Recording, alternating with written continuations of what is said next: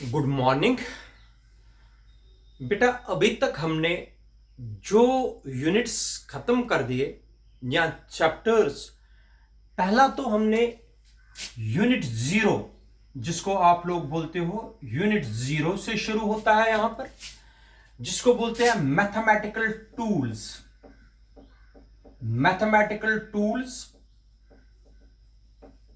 जिसमें बेटा डिफरेंशिएशन और इंटीग्रेशन के कंसेप्ट्स आप लोगों को पता चले। Then unit first, unit first में आप लोगों ने, जिसको आप लोग पढ़ते हो physical world and measurements, physical world and measurements, physical world and measurements में आप लोगों ने बेटा दो चैप्टर्स को कवर कर दिया। चैप्टर 1 और चैप्टर 2, दो चैप्टर्स हमने इसमें कवर कर दिए। याद रखना, एक किया फिजिकल वर्ल्ड और दूसरा था यूनिट्स एंड मेजरमेंट्स। एक हमने फिजिकल वर्ल्ड किया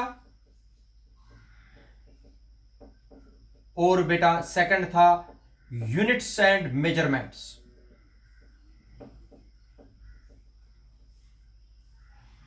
ये हमने अभी तक फिजिक्स में खत्म किया। इसके आगे जो चैप्टर है बेटा, या यूनिट जिसको बोलते हैं, that is unit second. Unit zero, unit first and unit second. Unit second is kinematics. Kinematics में आपको दो चैप्टर्स और आएंगे, chapter number 3 and chapter number 4। Chapter number 3 का नाम है motion along a straight line and chapter number 4 motion in a plane. ये हम पढ़ेंगे।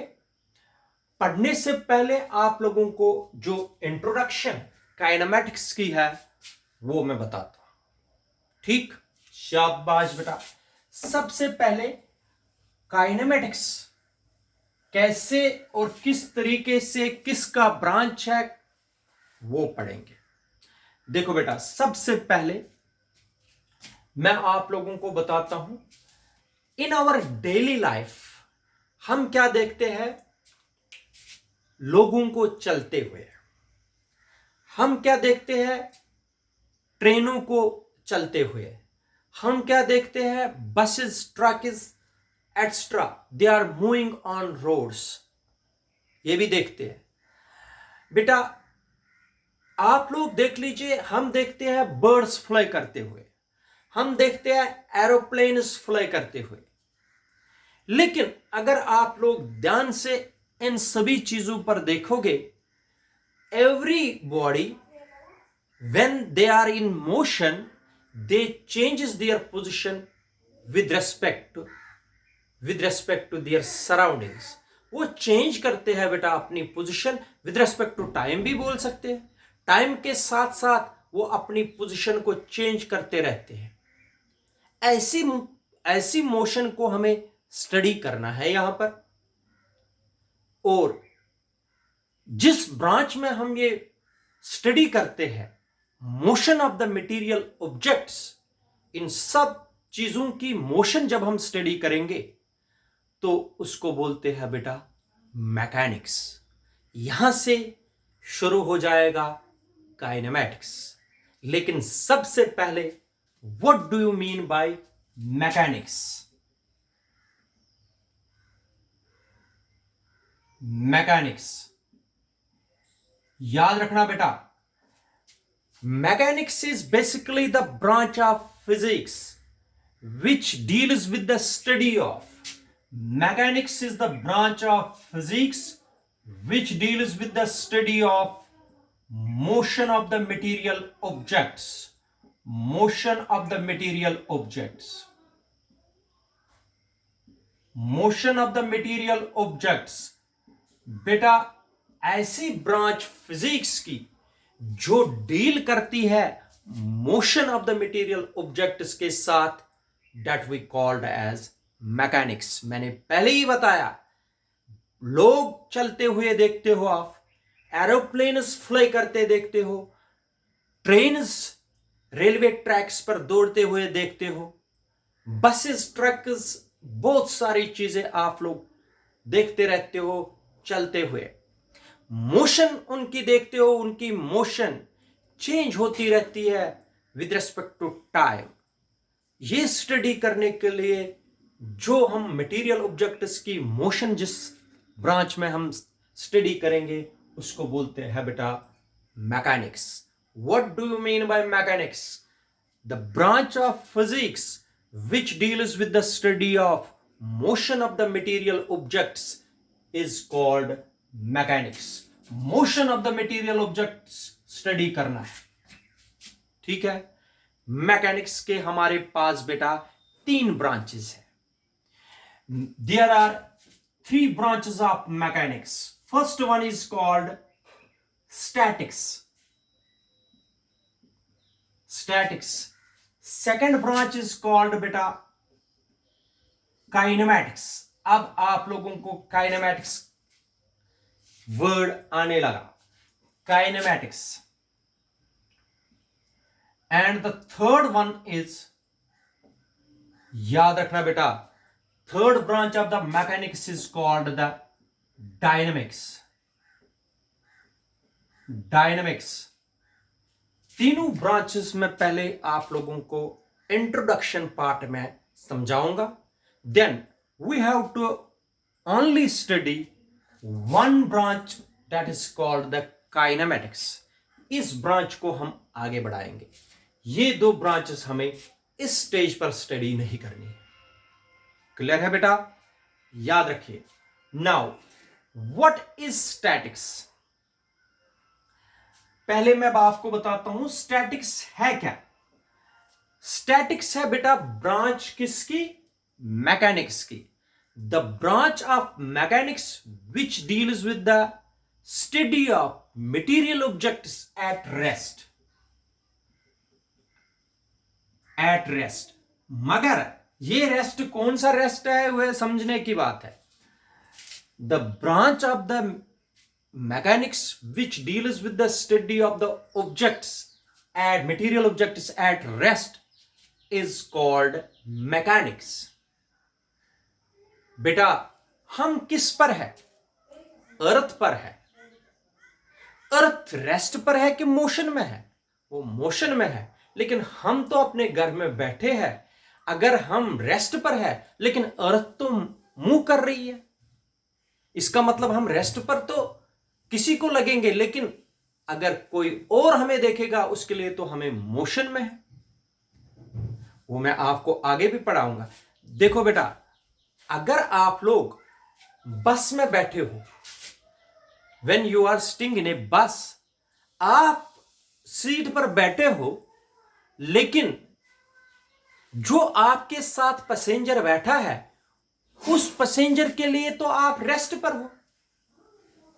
बस चल रही है, लेकिन आप जो पैसेंजर आपके साथ बैठा है बस में, उसके लिए तो आप रेस्ट पर हो, लेकिन बस तो चल रही है ना। लेकिन अगर आप लोगों को कोई बाहर देखेगा बस चलते हुए और आप लोगों को देखेगा, उसके लिए तो आप लोग मोशन में हो, क्योंकि बस चल रही है, आप भी चल रहे हो। एक बस स्टॉप पर बंदा खड़ा है, बस चल रही है, आप भी उसमें बैठे हो, आप भी तो चल रहे हो। लेकिन अगर आप लोग एक पैसेंजर दूसरे पैसेंजर के कंपैरिजन में देखेगा, वो तो रेस्ट पर है, लेकिन वही पैसेंजर दूसरा बंदा जो बाहर बस के बस स्टॉप पर खड़ा है, उसके लिए तो आप लोग मोशन में हो। लेकिन इसका मतलब हो गया बेटा, ये जो ये स्टैटिक्स है, it is the branch of mechanics which deals with the study of motion of the material objects, but under the influence of the external forces which are in equilibrium. बेटा आप लोग देख लीजिए, जब हम बस में बैठे हैं, इसका मतलब है हम तो रेस्ट पर लगते हैं। जो हमारे एक्सटर्नल फोर्सेस है वो इक्विलिब्रियम में है, इसलिए हमें कोई चीज लगती है किस पर? रेस्ट पर। लेकिन in other words that is in motion. इसका मतलब हो गया जो मैकेनिक्स, जो स्टैटिक्स है, statics is the branch of mechanics which deals with the study of motion of the material objects under the effects of forces which are in equilibrium। बेटा ये जो एक्सटर्नल फोर्सेस है जब वो इक्विलिब्रियम में होते हैं, हमें लगता है motion of the material object, हमें क्या लगता है रेस्ट पर। तो ऐसी ब्रांच को हम बोलते हैं बेटा स्टैटिक्स। इसीलिए मैंने आप लोगों को पहले बताया it is the branch of the mechanics which deals with the study of, it deals with the material objects which are at rest. But rest किन कारणों से है? It is rest is due to the external forces which are in equilibrium. तब जैसे हम घर में बैठे हैं, हम तो रेस्ट पर है, लेकिन अर्थ तो मूव कर रही है ना, लेकिन we are at rest because the external forces which are acting on us they are in equilibrium। जब तक वो इक्विलिब्रियम में है तब तक हम रेस्ट पर लगते हैं। तो याद रखना जो टाइम फैक्टर है उसका वो यहां पर does not play any role, time factor. तो ये याद रखना बेटा। What is now statics? Statics is the branch of the mechanics which deals with the study of the which deals with the material objects which are at rest। In other words, the mechanics is the branch of the statics is the branch of the mechanics which deals with the study of the motion of the material objects under the influence of the external forces which are in equilibrium। जब external forces equilibrium में होंगे बेटा, तो उस वक्त हमें अगर study motion करनी है एक मटेरियल ऑब्जेक्ट की तो आपको पढ़ना है स्टैटिक्स। ठीक है बेटा। Now we will move to the second part of the mechanics which is called the kinematics. Kinematics बेटा बड़ा ही इंपॉर्टेंट टॉपिक है जो हम डिस्कस करेंगे। देखो kinematics, it is the branch of the mechanics which deals with the study of the motion of the material objects without taking into account। इधर देख लीजिए बेटा, काइनेमैटिक्स एक ऐसी ब्रांच है मैकेनिक्स की जो डील करती है motion of material objects. Motion of material objects के साथ डील करती है बेटा। The branch of the mechanics which deals with the study of the motion of the material objects without taking into account। ये याद रखना बेटा, without taking into account, without taking into account the external factors like external forces like nature of the bodies। बेटा without taking into account the external factors like beta external forces, nature of the bodies etc। ये जो which causes motion in the body। बेटा याद रखना, मैं आपको फिर से बताता हूं, काइनेमैटिक्स एक ऐसी ब्रांच है फिजिक्स की या मैकेनिक्स की जो डील करती है motion of the material objects के साथ, मगर उन्हीं के मोशन के साथ ही डील करती है, मगर विदाउट टेकिंग इनटू अकाउंट, आपको अकाउंट में नहीं लेने हैं कौन? External factors.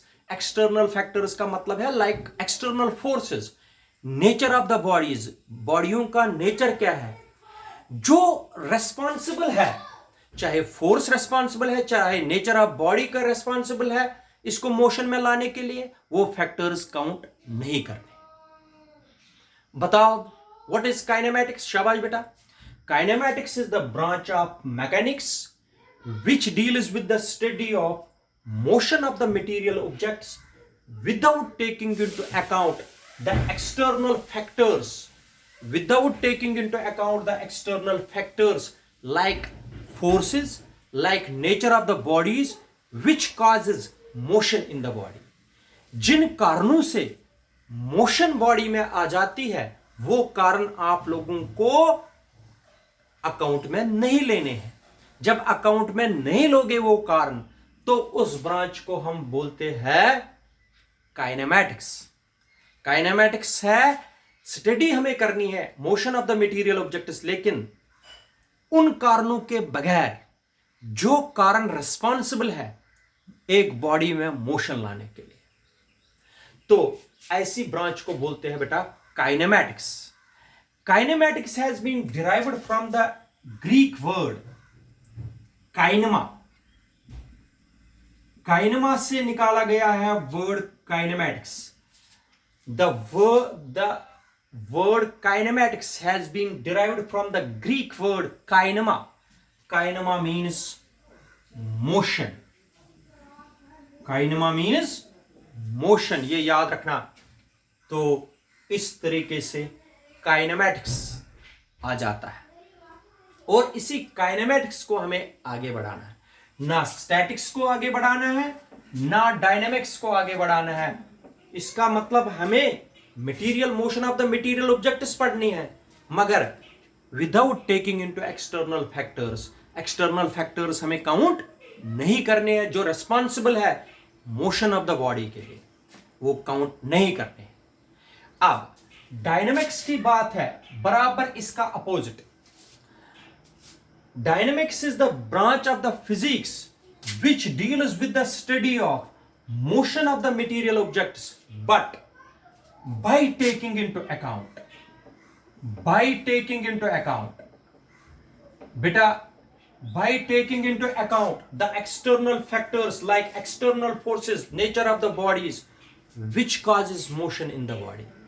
बेटा इसमें एक्सटर्नल फैक्टर्स जो रेस्पॉन्सिबल है मोशन में लाने के लिए एक बॉडी को, वो फैक्टर्स काउंट करने हैं, लेकिन इसमें काउंट नहीं करने हैं, इसमें काउंट करने हैं. ऐसी ब्रांच को हम बोलते हैं डायनेमिक्स, जिसमें हम एक्सटर्नल फैक्टर्स जो रेस्पॉन्सिबल है एक बॉडी को मोशन में लाने के लिए वो फैक्टर्स हम काउंट करेंगे. तो ऐसी ब्रांच को बोलते हैं बेटा, याद रखना, dynamics. Dynamics the branch of mechanics which deals with the study of motion of the material objects by taking into account the external forces which are responsible, which causes the motion in the body. इसमें account में लेने हैं external factors, इसमें नहीं लेने हैं external factors. ऐसी branch को बोलते हैं बेटा डायनेमिक्स. डायनेमिक्स आप लोगों को, the word dynamics has been derived from the Greek word. याद रखना बेटा, ग्रीक वर्ड डायनामिस. याद रखना बेटा, dynamis. The word dynamics has been derived from the Greek word dynamis which means power. Dynamis का मतलब होता है बेटा पावर. याद रखना. तो मैंने तीनों चीजें आप लोगों को बताई. स्टैटिक्स क्या होता है, काइनेमेटिक्स क्या होता है, डायनेमिक्स क्या होता है. हमें जाना है काइनेमेटिक्स पर. ये तो इंट्रोडक्शन पार्ट था. Kinematics, dynamics, statics, mechanics. Clear बेटा? Now we are going to start the first sub unit, that is chapter number 3, which is motion along a straight line. Clear? याद रखना, motion along a straight line.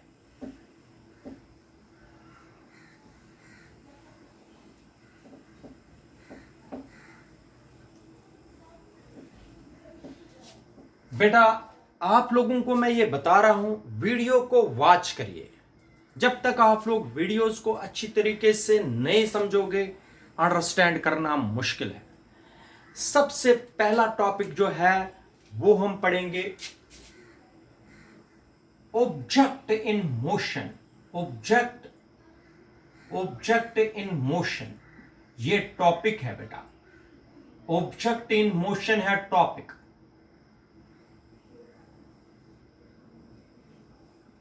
लेकिन इसमें question जो आएगा पहला, object in motion में जो question आएगा, क्वेश्चन है बेटा define rest and motion. Define rest and motion. Explain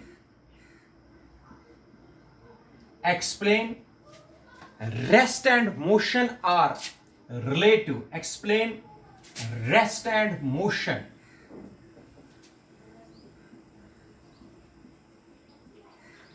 are relative to each other. Explain rest and motion are relative to each other. याद रखना बेटा, ये है पहला क्वेश्चन। कोई मुश्किल नहीं, पहले भी पढ़ा है। इधर देख लीजिए, सबसे पहला पार्ट है इसमें रेस्ट।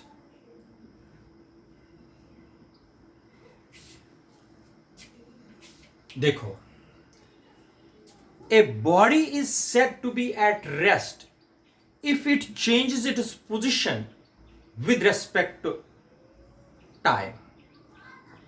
अगर टाइम के साथ ये अपनी पोजीशन को चेंज करेगी, उसको बोलते हैं rest. What is rest? A body is said to be at rest if it does not change. Sorry, अगर बॉडी को रेस्ट पर हमें लिखना है तो does not change. A body is said to be at rest if it does not change. If it does not change, does not change its position with time। Time के साथ अगर ये अपनी पोजीशन को चेंज नहीं करेगी तो body is said to be at rest. what do you mean by rest? A body is said to be at rest if it does not change its position with time, then the body is said to be at rest। अगर एक table है बेटा, इस table पर आप लोगों ने एक बुक रखी, this is a book. A book lying on the table is an example of rest. ये तब तक रेस्ट पर ही रहेगी जब तक इसको कोई उठाएगा नहीं। It is an example of rest. A person sitting on a chair, एक आदमी चेयर पर बेटा बैठा है। A person sitting on a chair is an example of, शाबाश, रेस्ट। याद रखा, इसको बोलते हैं rest. Now the second part of the question is what do you mean by motion. Motion क्या है बेटा? बराबर ऐसे ही है। A body is said to be in motion. A body is said to be in motion if it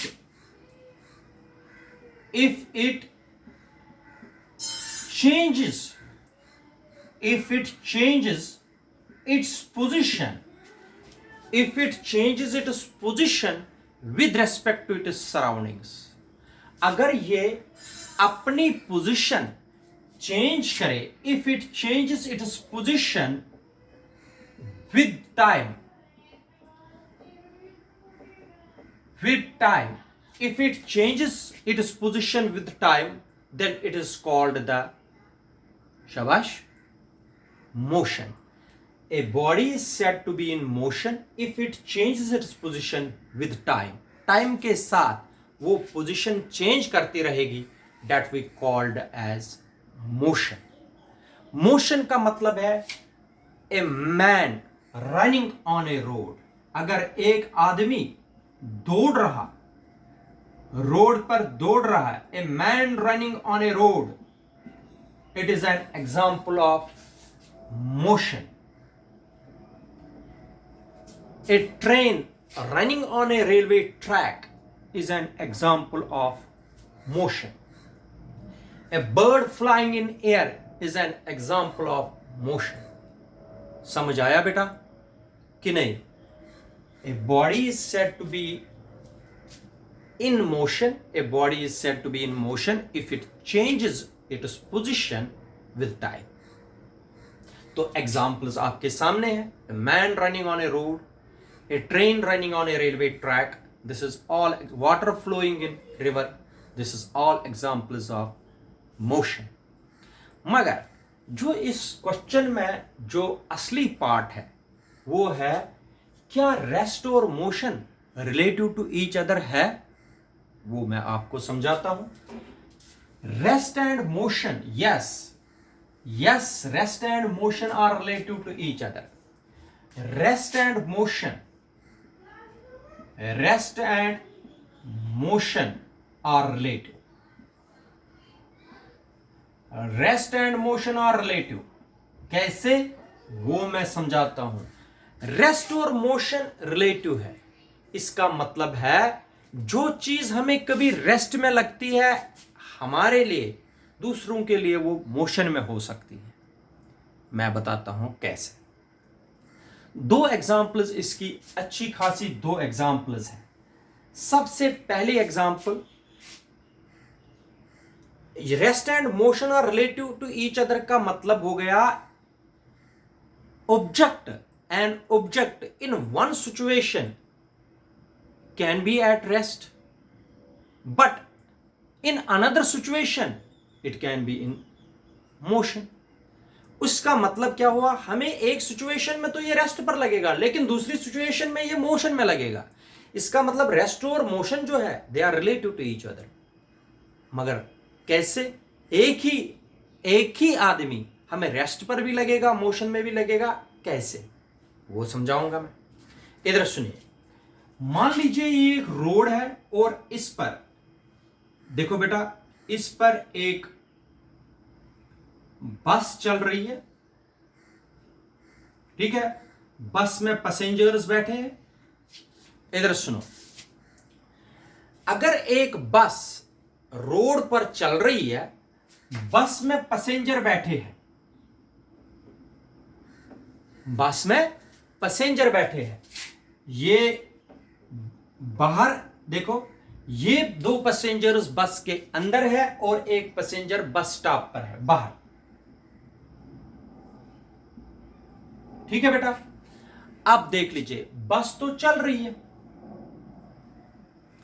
बस motion में है, लेकिन ये पैसेंजर और ये passenger, the passengers which are sitting in a bus, they are at rest, they are rest with respect to each other.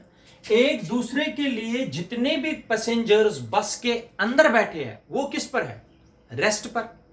मगर वही passengers उस बंदे के लिए जो रोड पर बाहर खड़ा है उसके लिए तो वो मोशन में है. इसका मतलब है in one situation these passengers are at rest, but in another situation they are in motion. इस बंदे के लिए ये पैसेंजर जो बस के अंदर है वो मोशन में है. यही पैसेंजर इस पैसेंजर के लिए जो इसके साथ बैठा है रेस्ट पर है. आपको समझ आया कि नहीं? जो ये पैसेंजर है, इस पैसेंजर के साथ ये वाला पैसेंजर बैठा है बस के अंदर. एक पैसेंजर इस पैसेंजर के रेस्पेक्ट में ये वाला पैसेंजर रेस्ट पर है, लेकिन जो पैसेंजर बाहर बस स्टैंड पर खड़ा है, बस स्टॉप पर खड़ा है, उसके लिए तो ये मोशन में है क्योंकि बस चल रही है. इसका मतलब एक ही पैसेंजर दो सिचुएशनों में रेस्ट पर भी है, मोशन में भी है. ये पैसेंजर इस अपने को पैसेंजर के लिए जो इसके साथ बैठा है उसके लिए तो ये रेस्ट पर है, बट यही पैसेंजर जो बाहर पैसेंजर खड़ा है बस स्टॉप पर, उसके लिए तो ये मोशन में है क्योंकि बस चल रही है. इसका मतलब हो गया rest and motion are relative to each other. एक सिचुएशन में हमें रेस्ट पर लगता है, दूसरी सिचुएशन में क्या लगता है? मोशन में. एक और एग्जांपल, आप सबको पता है, अगर ये अर्थ है बेटा, अर्थ तो घूमती है। अगर अर्थ घूम रही है इसका मतलब हो गया when earth is in motion. Earth अगर मोशन में है, लेकिन हम अपने घरों में बैठे हैं बेटा, हम अपने घरों में बैठे हैं, लेकिन हम अगर बेड पर बैठे हैं 3 बंदे, या मकान की छत पर हम 3 बंदे बैठे हैं, हम तो रेस्ट पर है with respect to each other. लेकिन आप लोग मुझे बता दीजिए, अर्थ पर हम बैठे हैं लेकिन हम रेस्ट पर है एक दूसरे के रेस्पेक्ट में। तीनों बंदे हम आपस में बात कर रहे हैं और हम बैठे हैं अर्थ पर, लेकिन अर्थ तो घूम रही है। अगर दूसरे प्लेनेट से कोई अर्थ की तरफ देखता होगा, यहां पर दूसरे प्लेनेट से कोई अर्थ की तरफ देखता होगा, तो अर्थ जब घूम रही है उसको लगेंगे हम भी घूम रहे हैं, हम भी मोशन में हैं। लेकिन हम आपस में तो लगते हैं रेस्ट पर, ये मकान यहां पर ही है, ये मकान भी यहां पर ही। लेकिन जो ऊपर से दूसरे प्लेनेट से देख रहा होगा उसको ये मकान भी घूमते हुए नजर आएंगे। इसका मतलब अगर ये मकान रेस्ट पर हमें लगता है अर्थ पर हमें, लेकिन दूसरा बंदा जो दूसरे प्लेनेट से अगर देखेगा उसको मोशन में लगेगा।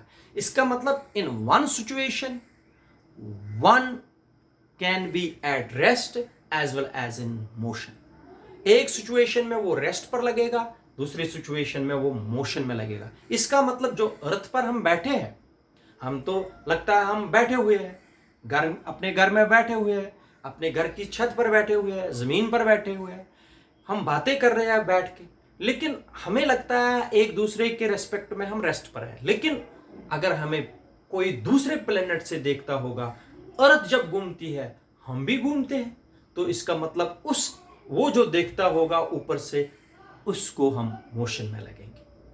इसका मतलब rest and motion are relative to each other. ठीक है, किसी सिचुएशन में हम रेस्ट पर लगेंगे लेकिन दूसरी की सिचुएशन में हम मोशन में लगेंगे। इसका मतलब हो गया rest and motion are relative to each other. ठीक है बेटा, इसके आगे नेक्स्ट वीडियो में नेक्स्ट क्लास में पढ़ेंगे। अच्छी तरीके से समझा करो टॉपिक्स को और आगे बढ़ते जाओ। Thank you, have a good day.